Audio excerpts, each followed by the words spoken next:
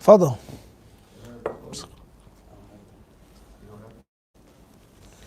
OA from Riyadh, KSA. Assalamu alaikum, Mufti.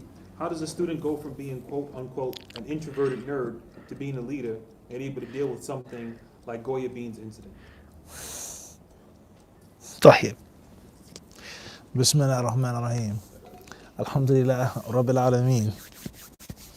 الرحمن الرحيم مالك يوم الدين. وصلى الله وسلم وبارك على عبده ورسوله نبينا وإمامنا محمد وعلى آله وصحبه أجمعين. أما بعد. Question comes from the great kingdom of Saudi Arabia. How does a student of knowledge go from being an introverted nerd to being a leader, an influential person, and someone who has the ability to deal with the Goya Bean incident? So, a bit of history mentioned in this question for those who weren't around or didn't see the live stream. There was a sister, one of our sisters, may Allah bless her and guide her and help her. She came in the masjid and she said that she needed some help and some advice, and she had some issues. And she was directed to me being the imam of the masjid, brother imam, good imam, right? As they say. Many people make that mistake saying, don't say pronounce imam or adhan. It's imam or adhan, right? With a light A and not a heavy A. At the end of the day, she was directed to me. And I was warned at the last second that the sister was suffering from some issues. Rather, the brother said that she was insane. If not 100% insane, definitely close. I'm trying to be politically correct, right? The brother went like this, like, watch out. Here you go, this is the imam, you talk to him, please talk to the sister, but I'm going to tell you at the same time she's what? At the end of the day. So I tried to help out the sister. She brought up some things, she asked some questions, and it was clear that she didn't have it all. That she was suffering from some illness. May Allah help her and help us all. So with that being said, I tried my best to help her out, and it didn't work. So she made a disturbance. I try to, peacefully tell her, if there's anything I can do, please let me know. And if not, you're going to have to please be quiet. We have a class to do, so on and so forth, right? At the end of the day, she came back. I tried to tell the brothers to intercept her, Nafis and Co., but they weren't strong enough. And they made ijtihad. Instead of stopping her physically or touching her, or whatever they had to do to stop her from coming on camera, they let her come. And she said that the imam has to eat. The imam must eat, which is a good thing. Alhamdulillah. May Allah reward her for that. She has more fiqh than some brothers.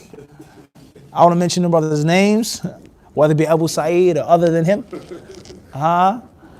Some brothers, they starve the imam. They never feed the imam. So she knew that the imam has to what? He has to eat. He's doing his job. He needs some nutrition, some nourishment. He's kind of skinny. He needs some food. So she said, I want to give the imam a gift and he has to eat. No problem. So she came in and she gave more than food, but she gave me a hug, or she attempted to give me a hug. She tried to embrace me and squeeze me. So I tried my best to avoid this sister, not have her touch me and me touch her, but at the same time not doing any what? I don't want to give her a stiff arm or nothing, punch her, a jab, any type of harm that would make the situation what? Worse than what it already was. So she hugged me on the camera, Allahumma musta'an. It is what it is, right? What can you do? How do you go from being someone who studies, reads books, stays to yourself, to dealing with a situation like that? You don't. Just keep studying and keep reading books. That's it. When the time comes, if Allah wills to make you a leader and appoint you as an imam or a scholar or a sheikh or a leader of a community, then the time will come. It's just that simple. The only thing you have to do is just keep studying. Keep reading. Keep benefiting yourself. If you aspire to be an imam, then alhamdulillah, be ready for when Allah chooses you to be that. If Allah chooses that. And if not, then you continue to be an introverted nerd. It's just that what? That simple. Let alone the fact that even if you say, prepare me now, there's no preparation for something like that. You can read 1,000 books, right? And sit with the scholars, but it's not the same until it's happening what? To you. And I remember when I was a young Padawan in the Prophet's Masjid, sitting with the mashayikh and the ulama, and I would see certain things happen like that. Nothing that wild. I saw some wild stuff, but nothing that what? That wild. Which is a woman, a sister trying to hug you, squeeze you, give you cans of beans on a live stream, right? So no matter what you see, no matter what books you read, no matter what scholars you sit with, this Bedouin person, this Haji comes, this guy wants to argue with the sheikh, he's patient, he has sabr, nothing is going to prepare you for that until you actually what? Yourself. And you have to ask Allah for protection and do the best that you can. It's like boxing. You can spar, but it's nothing like the actual real what? Fight.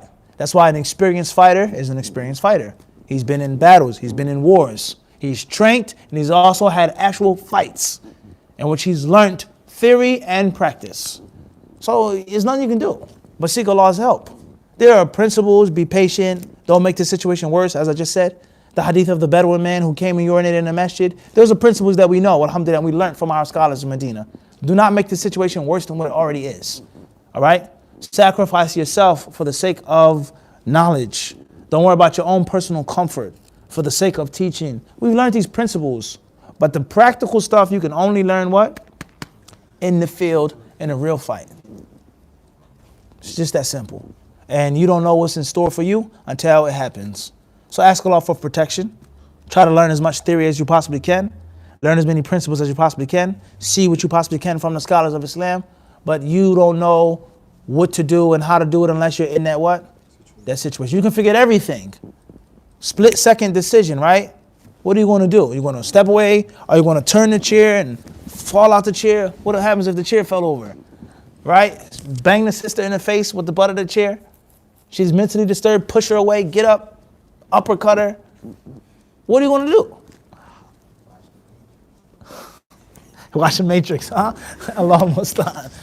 At the end of the day, everyone get the point I'm trying to make. Is that you have to wait until your time what? Until your time comes, and you have to earn your stripes. You have to earn your stripes. You have to pay your bones, as we say. And this is a very important piece of advice for the student of knowledge, is that it's easy to sit back from the sideline and criticize people or marvel, but it's not the same as you being in the situation. And that's something that you just have to do through what? Experience. And that is why we encourage the brothers to do khutbahs now, to do classes, to lead people in Hajj, to do things now in the way you can earn and gain the experience and make mistakes before it's a costly, irreparable mistake. Because if you're young and you're taking on a great responsibility, people will be merciful to you. He made a mistake. He's young. They're going to give you the stereotype. Oh, he's young. That's why he did that. He's inexperienced. He's not wise. But now you're old and you've studied and benefited and you have no experience. You make those mistakes, the people are going to be less what? Forgiving and less patient. So it only makes sense to do what? Start while you're young, to give yourself that 5 years, 10 years of padding and insulation until you're in the real field. Now, no mistakes are allowed. So don't wait until you're 40 years old to give a class. Don't wait until you're 30 years old to do a khutbah. Don't wait until you've graduated from school to benefit the people. Learn the experience, gain experience, earn your stripes, earn the title of Talib al-Ilm, the title Sheikh, earn it. Earn that title, deserve it. And you can't do that if you just keep procrastinating. But you have to do what? You have to start early. Everyone understand this? So bidnillahi ta'ala, that's my advice. And there are many other situations that aren't on camera, that aren't on the live stream, there are no Goya beans involved, that you wouldn't believe if I told you what happened to me. In the field of what? Of the call of duty, right? And Allah chooses whom He wills, and you just gotta be patient with it and roll with the punches and never against the punch or into the punch. That's what I was saying. With the law is all success. Wallahu alam. AA from Montreal. Assalamu alaikum, respected Sheikh. Is it allowed to listen? Is it allowed to listen to your class while being in the bath, in the bath/bathroom? Question is from where? AA Montreal. Question from Montreal, Canada. Is it permissible or lawful to listen to your class while in the bathroom? Me personally, when I was in Medina, not talking about now, but when I was in Medina, I wouldn't stop benefiting even when I was in my house. I had a tape player, it wasn't a CD player or MP3 player, cassette tape, right? And you put in a tape, cut up the volume, and you press play. You go into the kitchen to make a bowl of cereal or tuna fish sandwich or hummus, fool, kushari, whatever you eat, whatever you got, right? you go wash the dishes, you iron the thobe, you brush your teeth, whatever you're doing, the radio is playing and you hear it in all rooms of your what? Of your apartment, house, or flat. That's how we used to do it. In the bathroom, outside the bathroom, putting on your shoes, whatever you're doing, right? Always be in the mode listening to the dhikr, hearing the dhikr and hearing the fa'idah. Something that you've learned already. We listen to the fatwa programs, Nurun ala Darb, the radio programs, all types of things. Tafsir will come on the radio, or our own tape that we bought, all right? And we would just listen to it. Then obviously the computer, MP3, the age came along, so on and so forth. So if it was me, I wouldn't allow anything to stop me from benefiting. You saying Allah's name in the bathroom is one thing, but you hearing Allah's name being mentioned outside of the bathroom is not the same ruling. So if it was me, I wouldn't allow anything to stop me from benefiting. Wallahu alam. Initials AY from West London, UK. What is the ruling on reciting to jinn? Question from the UK. What is the ruling on reciting to jinn? Do not recite to jinn. Leave it alone. Let someone else do it. If the jinn want to hear the Quran, let them find someone else. Do not recite to the jinn. Do not encounter the jinn. Do not contact the jinn. Stay away from it. Wallahu alam. MS from UK, London. How do we understand the statements of the Salaf that are very harsh towards Ahlul Bidah, and that we can't be friends with them, and the general rights that Allah and the Prophet mention, that a Muslim has over another Muslim, such as brotherhood, etc.? And is it permissible to unite and cooperate with them on common grounds and things we all agree upon? Very important question from the UK once more. How do we understand some of the statements of the Salaf, in which there's a great deal of harshness towards Ahlul Bidah, boycotting them, cutting them off, calling them names, backbiting them, disparaging them, etc. And the text of the Quran and the Sunnah, the statements of Allah and His Messenger regarding brotherhood, the rights of the Muslim, so on and so forth, etc. That's a very important question, and there's a great deal of ignorance regarding this ruling or these rulings. And there's also a great deal of mixing and jumbling, khalt, mixing the madhab of the Salaf, Quran and Sunnah, Hadith, Sufyan Thawri, Hassan al-Basri, Imam Ahmed, Sheikh Fulan, Imam Fulan, this one, that one, etc. Along with politics. And the list goes on. There's a lot of mixing up, all right? To keep things simple, Allah Azza wa Jal has sent down to us the Quran and the Sunnah. Al-Kitab wal-Hikmah. اتبعوا ما أنزل إليكم من ربكم ولا تتبعوا من دونه أولياء. Send down or follow that which has been sent down to you by your Lord and follow nothing else. This is the teaching of the Quran. It says, اتبعوا, follow what has been sent down to you from your Lord.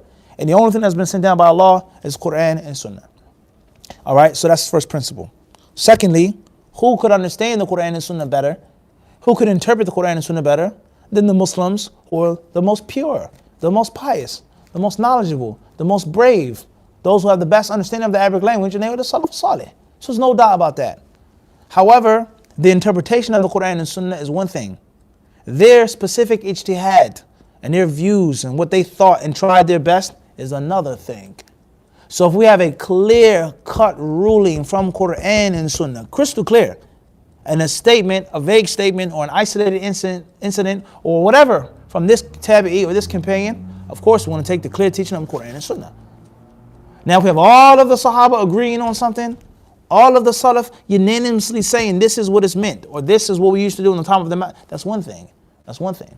But an isolated, specific incident or situation does not take precedence over clear text of Quran and Sunnah, let alone a qa'idah, kulliyah, a major fiqh maxim of the deen, a principle that's based off of tens and hundreds of verses and ayat.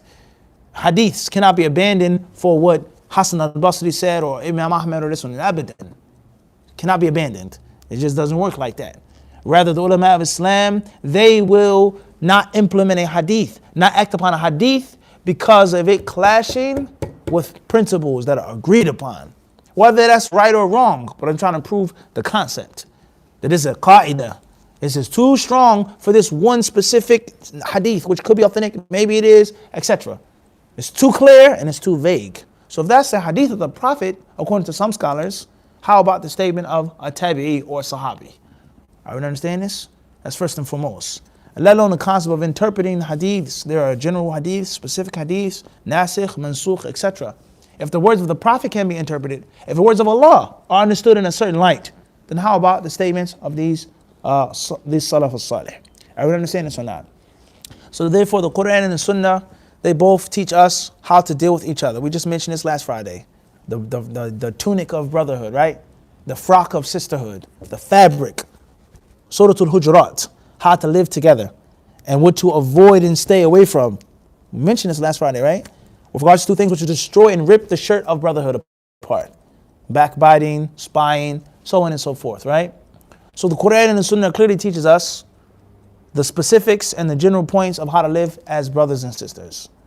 So this is how a Muslim is to be treated. You give him the salam, he invites you, you answer his call, he sneezes, he says alhamdulillah, you say yarhamkallah, so on and so forth. He's sick, you visit him, he dies, you follow his procession, he seeks your advice, you give him the nasiha, wa hakadha. That's the teaching of the Quran and of the Sunnah. But we find in this Imam from the Salaf, he didn't call this innovator by his first name, or he called him a bad name, or he turned away from him, or he didn't visit him in when he was sick. Wa hakadha. They cut him off, they boycotted him. So it seems to be a clash.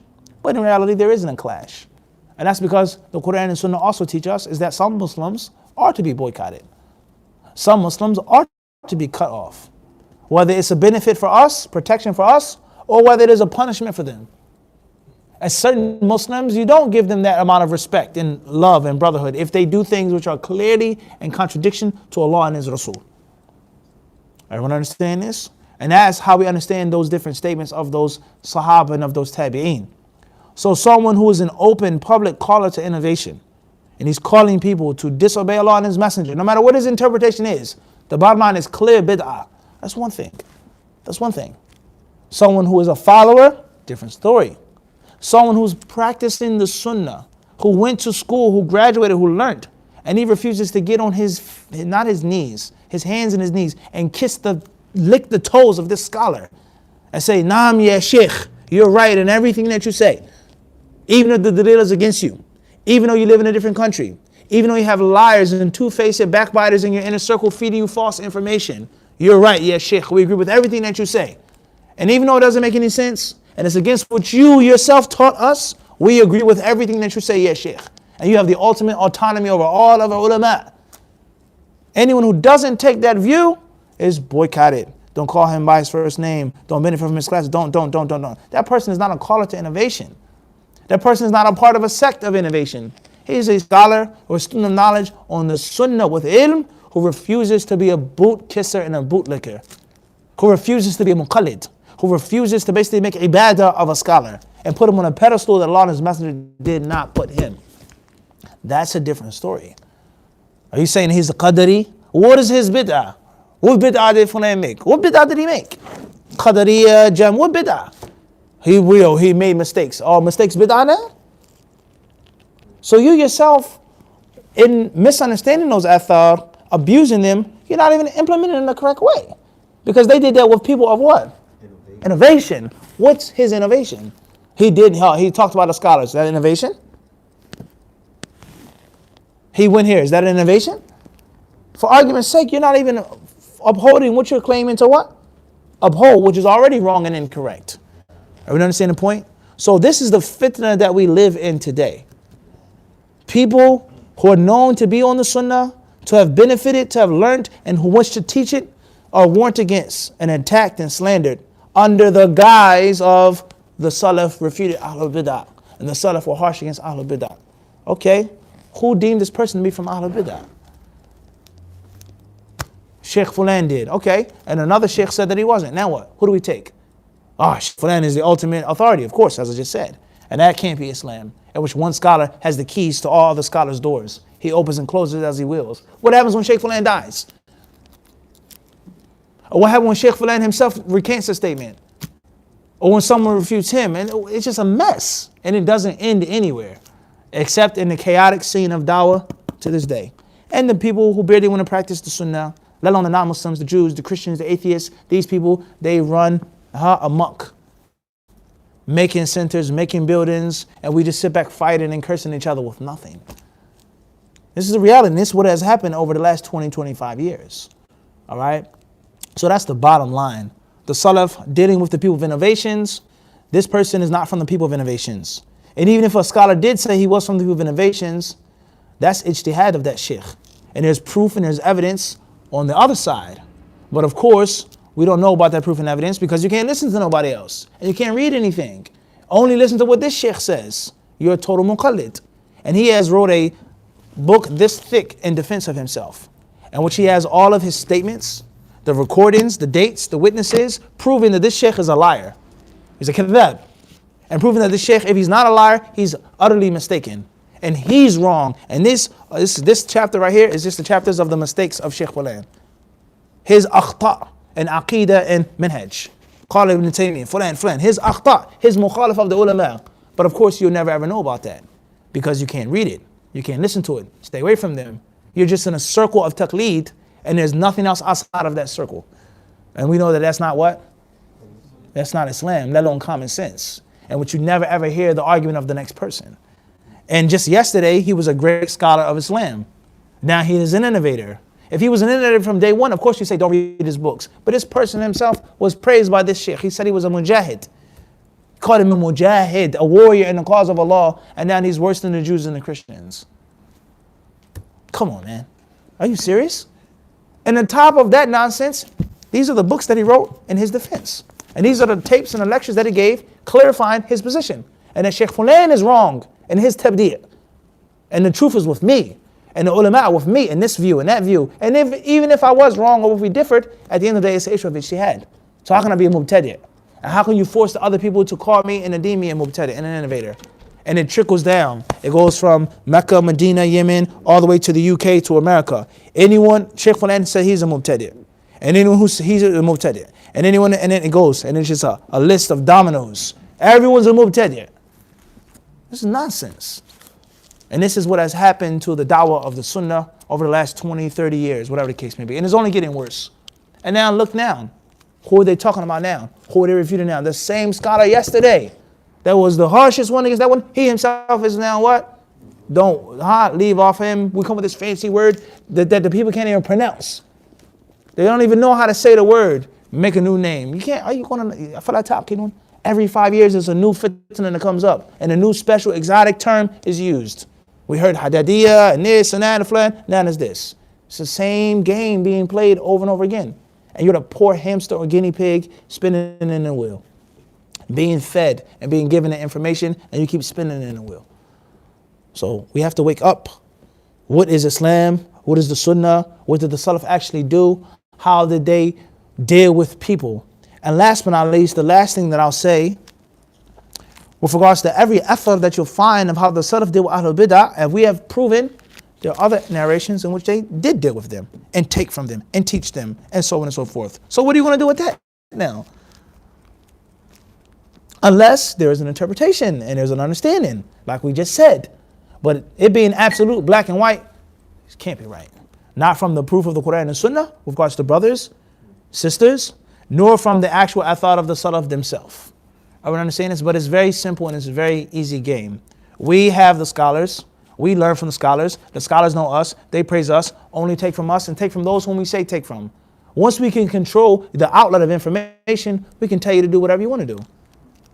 I read something else. No, you can't read that book. I heard something else. No, you can't hear that. But Sheikh Fulan, Brother Fulan, no, don't listen to him. He's a shaitan. He's khabith. Stay away from him. That's simple. We have everything that you get. Nothing leaves, nothing comes out unless we approve of it. So therefore, you are a guinea pig on a wheel. A total and absolute muqallid. And no one else has no haqq, no truth. And everyone's going to the fire of hell except for us. It's just that simple. And that's Salafiyah. If that's what you call Salafiyah, may Allah help you. Everyone understand this? That's in brief, huh? Wallahu alam. N.A. from Ontario, Canada. Assalamu alaikum, Sheikh. May Allah bless you. What can we do to help oppressed Muslims in foreign lands? What, parentheses, if any, responsibilities do we have towards them?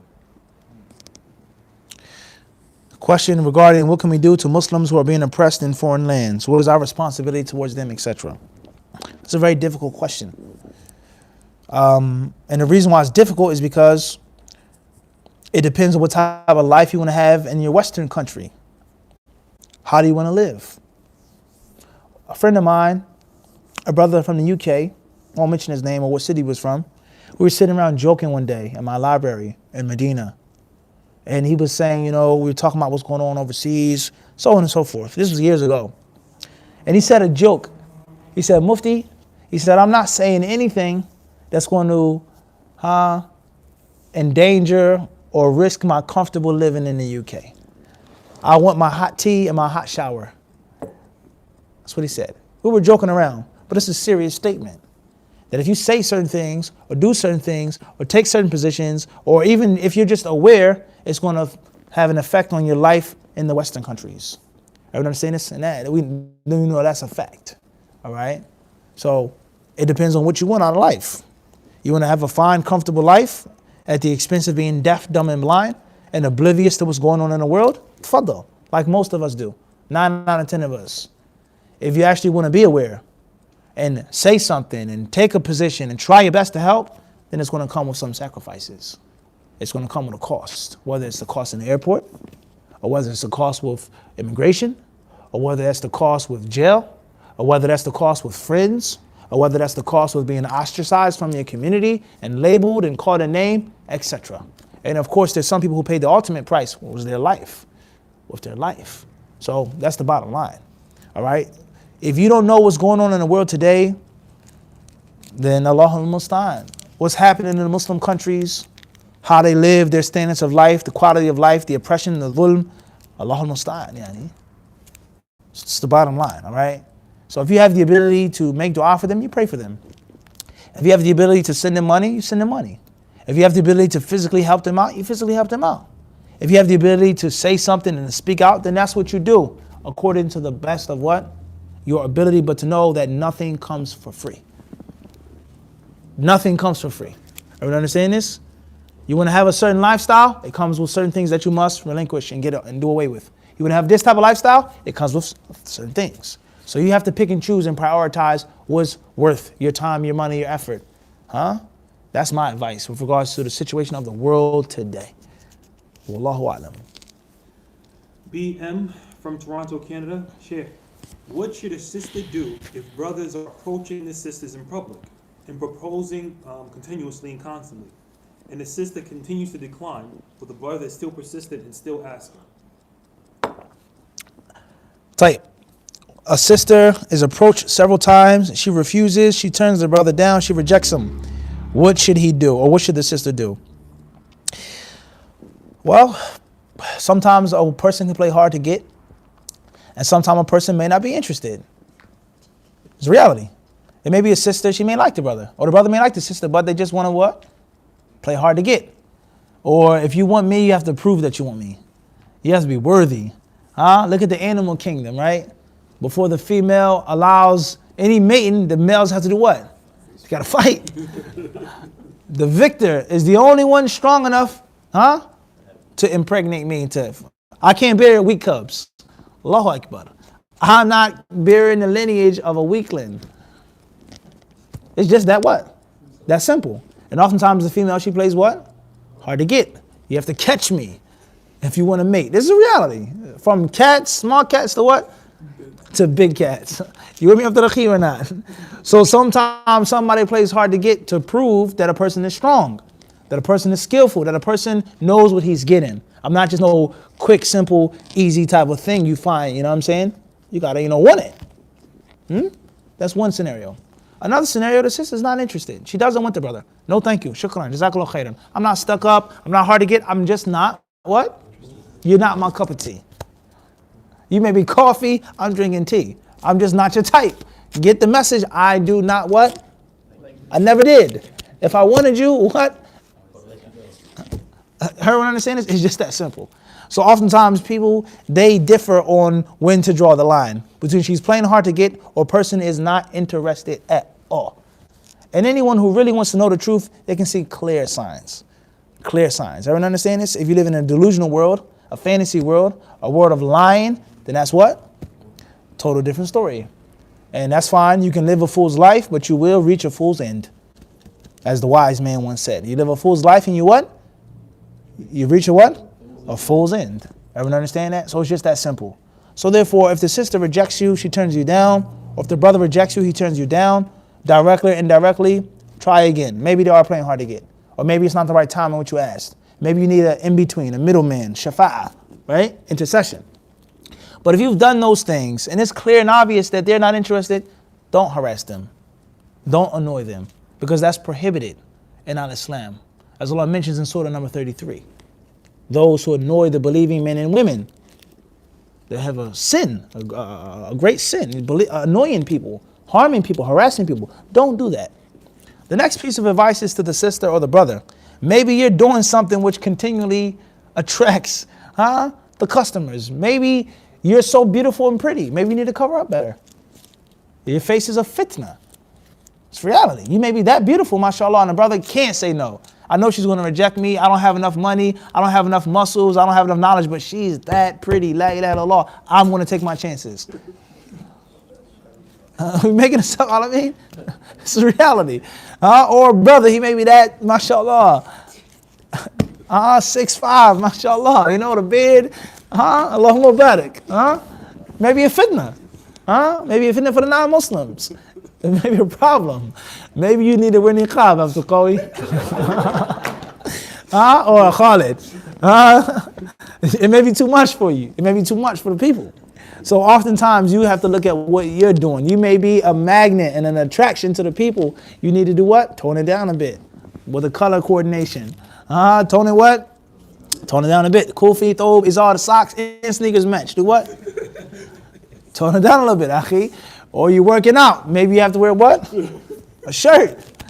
A waist belt is not what? It's not sufficient, yahi. You have to think about this. So oftentimes you may be attracting that type of attention yourself and you may not even realize it. All right? At the end of the day, if you're doing everything that you can or you refuse to change how you dress or whatever, just tell them, please, akhi, jazakallah khairan. Or don't even say that. I got a better idea. Try to find him a wife. That's even better. Try to find him a wife. Try to give him alley-oop, hook him up with a sister, right? Inshallah ta'ala. And if he's still bent on you, I don't want sister fulana, I want you. Then obviously you're going to have to make your last final stance. Please, brother, jazakallah khairan. I'm not ready to get married right now. Say that.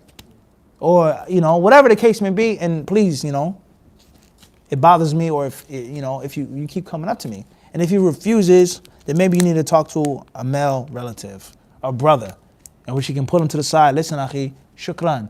Do not approach my sister again. You don't have to threaten him, but just what? A firm, clear piece of nasihah. Please don't approach my sister again. Jazakallah khairan. Have a great day. In which he gets the message. If I see you harassing my sister again, we may have a what? A mushkila. Wallahu a'lam. WB from Overland Park, Kansas. Assalamu alaikum. Ya Abu Ramla. Is it true that Medina Munawwara came from the Ottomans who believed the Prophet ﷺ was created from light? Questions from Overland Park, Kansas. Is it true that the word Medina Munawwara, the term came from the Ottomans who believed that the Prophet ﷺ was created from light? I've heard things like this before. When I was living there. Some people refuse to say Al-Madinah Munawwara and they say Al-Madinah Nabawiyya. And they say Munawwara comes from that type of Sufi aqidah or culture that the Prophet was not a normal human being. He wasn't made from the matter that we were made from, but he was made from nur, like the malaika. I've heard that before. And I've also heard Sheikh Abdul Muhsin, Hafidhullah, being asked that question. And he said Al-Madinah Munawwara because there's nur, the nur of Nubuwah, the nur of ilm, the nur of tawheed, the nur of the sunnah. So therefore that's the title that it gets. If I'm not mistaken, the Sheikh answered this question like this. This was in 2002. He said this, okay, when I was there. So, so with that being said, it depends on how you look at it. Can it be interpreted to be something good and positive? Of course it can. Can it be interpreted to mean something negative? Does it come from those people, Sufi people? Maybe. Allahu alam. You can't lose by saying al-Madinah an-Nabawiyya. Okay? At the end of the day, there are many words and terms that we use on a daily basis that come from non-Muslims. and come from Muslims that were upon innovation or misunderstandings in which we use those words. So it's not like it's haram to say it. That's the name of the city, that's what they call it, okay? In many official locations and documents, they say Medina Munawwara. Everyone understand this? If you don't want to say it, say Medina Nabawiyya. All right? There lies no doubt the Prophet ﷺ, he brought nur. No question about that. The Quran affirms that he came with what? Nur, no doubt about that. Was he made from light? He was Umar Muhammadun. Allah says the Muhammad is nothing more than a what? A Rasul, a messenger who came like those who came before him. All right? So it's a yes and a what? And a no. Wallahu a'lam. AM from Manchester, UK. Why were the Khawarij not guided if they had so strong faith? Question says, why were the Khawarij not guided if they had such strong faith? The Quran affirms the good deeds and the knowledge and the practice of many people who are clearly misguided, whether they're Jews or Christians, the pagan Arabs before the advent of Islam, many things that they did, many things that they believed in. All right? It doesn't affirm that they were guided just because they had certain practices of piety or righteousness with them. All right? As Muhammad ibn Abdul Wahhab rahimahullah ta'ala mentions in the beginning of Qawaid al-Arba' about a person who prays, right? And he doesn't pray with wudu. The prayer is of no good. It's like a hot air balloon with a hole in it. This is of no use. It's going to run out of air. So just because you have something with you of piety and righteousness, it doesn't mean that you don't have other major problems that totally what? Disqualify that khair and that good. Everyone understand this? So with that being said, the Khawarij, which we know have different groups and different sects. FYI, as they say. The Khawarij are not one. They have different madhab as well among them. But in general, the Khawarij, they prayed. They made salah. They recited the Quran. They did these things. They never lied. They were pious. But they murdered Muslims. They declared Muslims not to be Muslims because of sins. They thought that they had a better understanding than the companions of the Messenger of Allah. Wahakala. So that's clearly problematic. All right? So just because a person has some type of piety with them doesn't mean that they're totally what? Guided upon the correct way. Upon the what? Upon the correct way. However, we live in a time in which the people, they use these things as their dalil. What's the proof that you can't talk about this government? Oh, look what they do for the Muslims. That does not mean that the criticism is invalid. And it doesn't mean that a person doesn't fall into major kufr because of this clear act, because of the good that they do. So that's not the correct rationale. Everyone understand this? If that's the case, then we would say Mother Teresa is a Muslim. Or this one, or this charitable group. Look what they do. Look at the sadaqah that they give. Look at the things that they build. Blah. That's not the rationale of ilm. Everyone understand this? Guidance, قُلْ إِنَّا هُدَى اللَّهِ هُوَ الْهُدَى. Allah says, say, O Muhammad, the guidance of Allah is the what? Al-Huda is the true guidance. So that's what matters. Wallahu alam.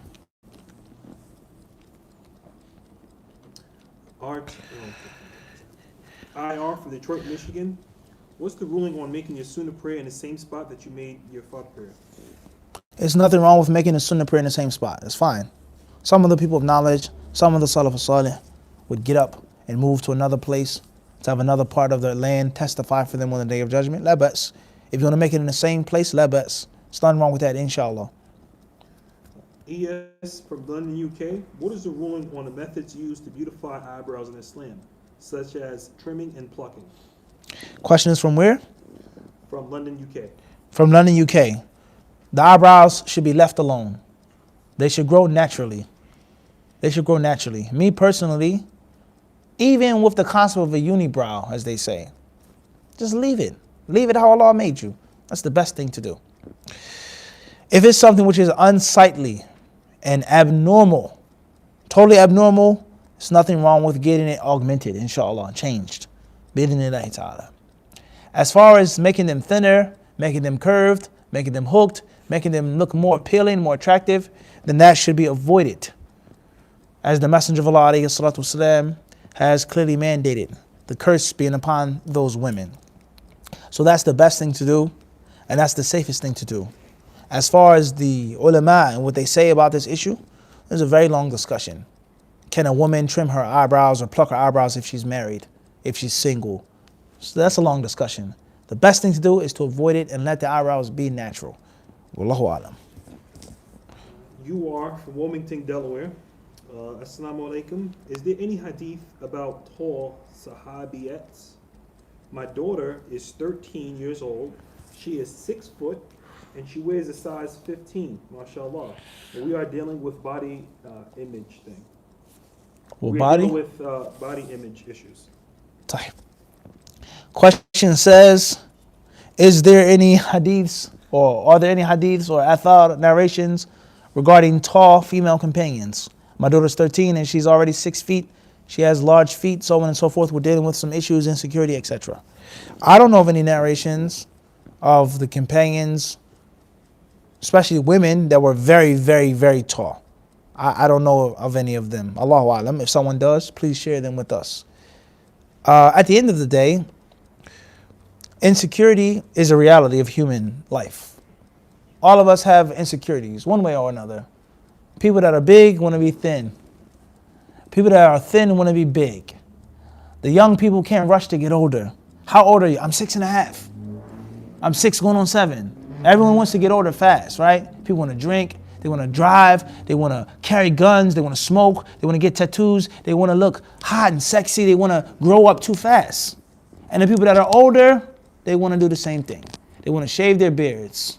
And you find an old man whose skin is wrinkled and burnt up like a French fry in the gym, killing himself, taking steroids, drinking milk, lifting, squatting, running on a treadmill. And his skin is like, it's like, yo, son is wrong. Or you see a granny walking down the street with yoga pants on in 20-degree weather. What's going on? Because they're trying to look what? They're trying to be young. Everyone wants to be young. People, they don't want to have a lot of hair. They don't want to have hair on their face. They don't want to have a tummy. They want to look young. They want to be young. The young want to be old. The old want to be young. People with dark skin, they want light skin. It's a reality. Whether they bleach their skin or whatever they want to do. They want to marry a light-skinned girl or a light-skinned brother. They want it light, light, light. And people that have pale skin, they want to be what? They want to be dark. They want to get a tan. They'll bake themselves.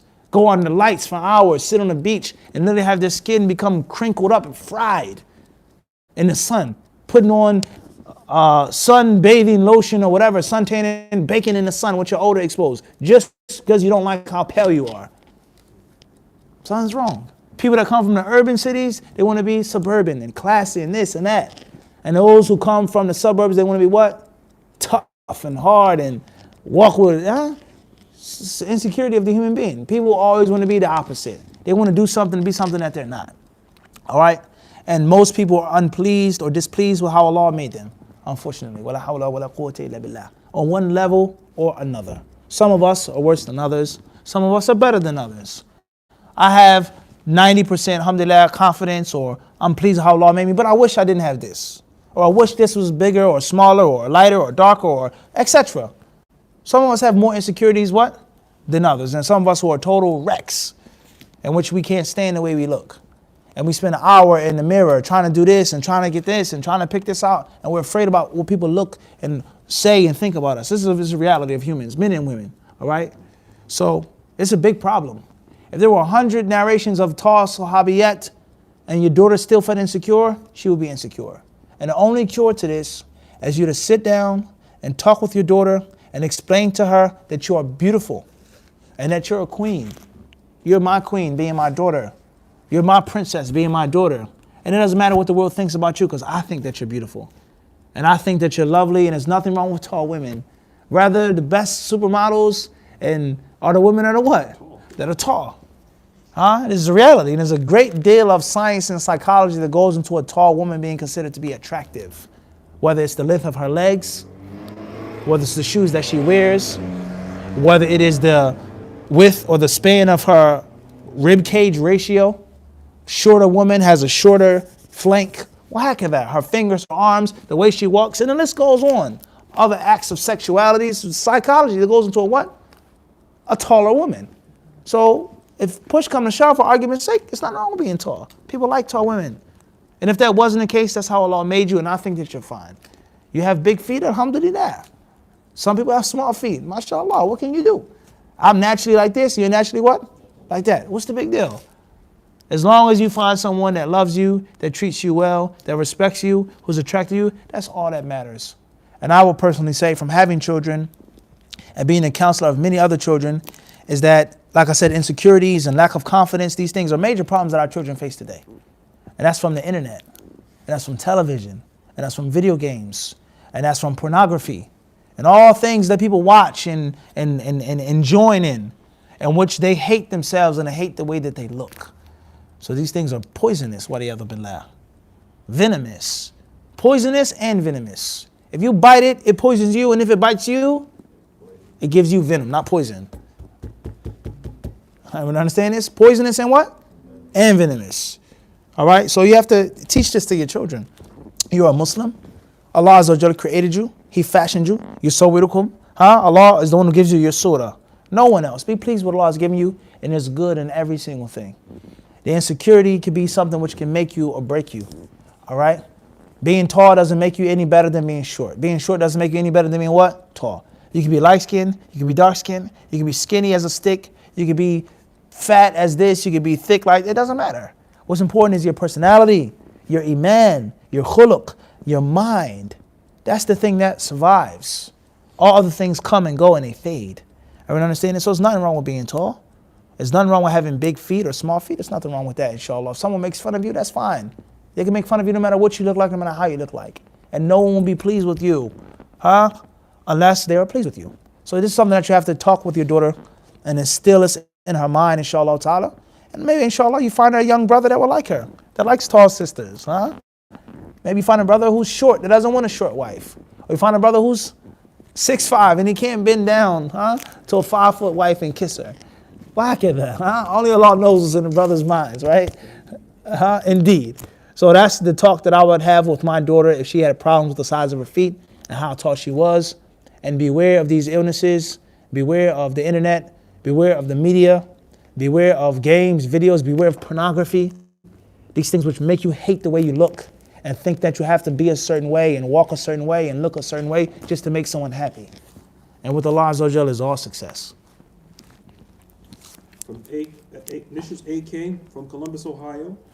When I get into ruku' during the prayer, I extend my arms and lock my elbows. Although due to my long arms, I am not able to get a good bend at the waist in the ruku'. What should I do? If you make a ruku' and you have long arms and you wish to lock your arms and have your back straight, but your arms are too long and you can't get a good bend at the waist, for Allah the best way you know how. Try your best. Maybe you need to stretch a little bit. Maybe you need to practice a little more. And if it's painful or if it's too difficult, لا يكلف الله نفسا, nothing more than what Allah has placed on you. It's just that simple. And it's not something which is necessarily obligatory to place the hands on the knees. That's the sunnah of the salah. Wallahu alam. Assalamu alaikum Mufti. Initials EN from Melbourne, Australia. When are you coming to Melbourne? I think we took that last night. Yeah, okay, that was last night. Okay. AJ from Bowie, Maryland. What advice can you give to a sis whose husband likes to attend live basketball games that involve things that are sinful, such as naked cheerleaders, beer, etc.? From Bowie, Maryland, right?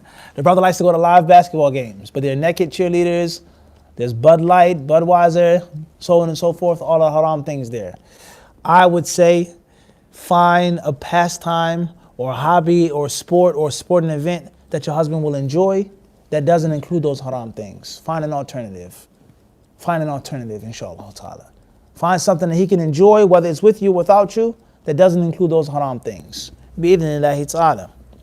If your husband refuses, and I have to go, I love basketball, I used to play basketball, I used to coach, I want to go to the game, then let him go to the game with those haram things if it's a means of keeping him out of a club or a brothel or another place of haram.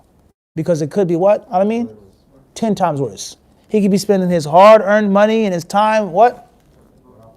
Speak easy. At a haram place where there's no khilaf whatsoever. And from A to Z, everything in this place is haram. Right? So be mindful of that. We've mentioned this when we were in the UK, the Freshly Grounded podcast. Many people, they misunderstood our words and misinterpreted our words. Allah Alam what's in their hearts. We never said that you can smoke weed and drink alcohol. And we never said that you can watch sports all day. We never said to watch MMA or UFC all day. We never said that. What we said, dealing with the reality, a brother is struggling with alcohol. You know how hard it was for me to stop drinking? And now you come to me and you say, don't go to Starbucks and get a coffee. Don't go sit in a coffee place. Brother may explode. He may implode. He may melt because it's too much what? Pressure.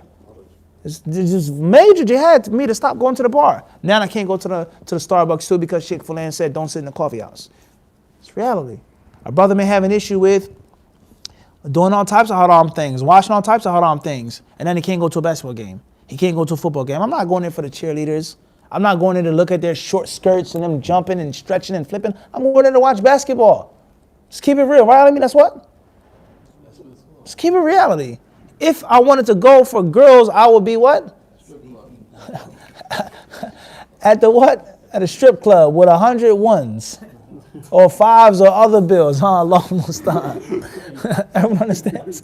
La hawla wa la quwwata illa billah. At the end of the day, I'm not trying to be funny. I'm just trying to what? Make a point. Is that people have struggles and people have problems. Only Allah knows how difficult it is to get off of some of those things. So sometimes certain brothers and sisters, they may need an outlet. And the outlet may be haram. Or the outlet may be makruh. But it's for sure 10 times better than what? The thing that they had to fight themselves to get off of. And bi-idhnillahi ta'ala, for the brother to wean himself off of the live basketball games where there are cheerleaders and alcohol, that's best, of course. But it may take time. And it's best to take the lesser of the what? Without a question. The Prophet ﷺ, he allowed the Bedouin man to urinate in his sacred mosque. How disrespectful is that? What type of desecration is that? But it was better than him grabbing him, pulling him, yoking him up. What would have happened? It's 10 times better. And sometimes in life, you have to take the what? The lesser of the two evils. That's life. And that's also Islam. So be mindful of what? Of that. Also, my last piece of advice is do not allow your emotions to cloud your Islamic judgment. Do not allow your emotions to cloud your Islamic judgment. And oftentimes sisters, they do this. They say, brother, you can't go here. I don't want you going there because of this. But where do you go when you go shopping? You go shop for lingerie. You go shopping for underwear. You go shopping for this and for that. What are the women wearing there? Is it permissible for you to look at them there? Is it permissible for you to go and get fitted for a bra? Is that permissible? Is it permissible for you to go into this lingerie store in which is filled with women's behinds and buttocks wearing this type of underwear in your face? Is that halal? If you buy it online, you also have to do what? Is that halal? That's permissible? What's the rule on buying these shoes that cost $600? Or this pocketbook costs $1,000? Is that halal? And you go into the place and as a homosexual, bona fide homosexual, not half diet. He's what? Like the guy on that flight when we were going to Malaysia, unfortunately. Coming from Hong Kong, he was full blown. What? Homosexual. No question about that. Full blown. And you go and you interact with them. Is that permissible? So oftentimes women, they pick and they choose what they want to be halal and haram, right? And oftentimes they allow their jealousy to get in the way of reality. You don't want them going to the basketball game because of the cheerleaders and your insecurities about those cheerleaders. But him watching this, are you watching that? Are you having this magazine in your house? Are you going there? That's okay. So you have to be real with yourself. You have to be what? Be real with yourself. I'll mention a brief story. Some years back, and one of the pivotal movements in my life as a student of knowledge and as a da'iyah, I was invited to a conference. All right? And subhanAllah, it just goes to show you the evil of jealousy and how crabby certain people just are by nature. They can't help just but to be crabs in a barrel. It was the first conference. It was nothing like how the conference is today. Nothing. Simple, basic. It was barely a big crowd there. The people, they jumped on it like it was a big, gigantic, grand convention conference. So I had a student. She was a sister right here in this masjid. I used to teach her Arabic. Alhamdulillah, she was a good sister. She was a talented student. She saw my name on the flyer, and I also had brothers who advised me not to go. People said, don't go, don't go, don't go, so on and so forth. Those who know, know. Those who don't know, don't know. So the sister, who was my student, she emailed me, and she basically was warning me about the conference. Don't go, Ustad, you can't go there, you shouldn't go there, so on and so forth. But a key thing that she mentioned in her email, she said, all of those beautiful women are going to be there. All of those beautiful uncovered women are going to be there, Ustad, you can't go. So I sat back and I said to myself, what does a beautiful woman at a conference, if there's even going to be beautiful women, what does that have to do with the nasiha of me not going there? Whether she's beautiful or ugly. If she's covered in properly, if she's not Salafi, if it's haram for me to go, it makes no what? It makes no difference. A woman who isn't attractive and she's half covered or naked is haram to look at. And a woman who is very attractive and beautiful and she's half covered or whatever is also haram to look at. What difference does it make? Except for she revealed what? An insecurity in her heart with regards to her appearance and how she looked and how she looks at other people. Oh, he's going to find a woman here that's prettier than the women, the sisters of Salafiyah. They're not as pretty as the sisters of the Ikhwan al-Muslimin. So the point is, do not allow your emotions, your jealousy to cloud your Islamic judgment. If it's haram for him to go to the basketball game with the cheerleaders, it's also haram to go into Victoria's Secret. And it's haram to buy this lingerie from this homosexual. And it's haram to spend your money on that and to go there and to look at this. Because you're looking at aura as well. You're looking at the aura of people as well. You have people touching you, looking you, measuring you as well. You're dealing with a homosexual in direct contact with this person as well. So don't pick and choose the haram. Don't do what? Don't pick and choose the haram. It may be more permissible to go to the basketball game to go to the lingerie store. For argument's sake. Everyone understand this? Wallahu alam. We'll stop here.